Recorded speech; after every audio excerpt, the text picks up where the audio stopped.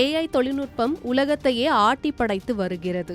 AI தொழில்நுட்பம் புகாத துறையே இல்லாத வகையில் அதன் வளர்ச்சி பெரும் வீரியத்தை அடைந்திருக்கிறது. கிட்டத்தட்ட பெரும்பாலான IT நிறுவனங்கள் ஆட்குறைப்பு நடவடிக்கைகளை பகிரங்கமாகவே செய்ய ஆரம்பித்துவிட்டன.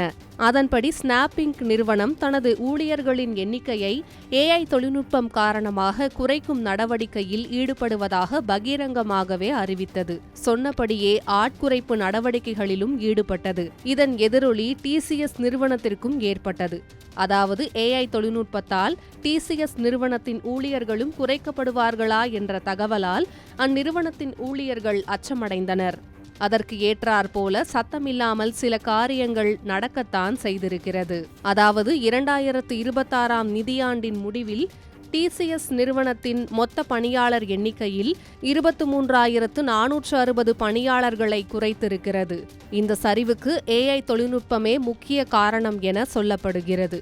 இப்படியான சூழலில் TCS நிறுவனம் நம்பிக்கை அளிக்கும் வகையில் சில அறிவிப்புகளை வெளியிட்டிருக்கிறது. அதாவது பணிநீக்க நடவடிக்கை தற்போது முழுமையாக முடிவடைந்து விட்டதாக உறுதியளித்துள்ளது. இனி எந்த ஊழியரும் பணிநீக்கம் செய்யப்பட மாட்டார் எனவும் TCS நிறுவனம் தெளிவுபடுத்தியுள்ளது.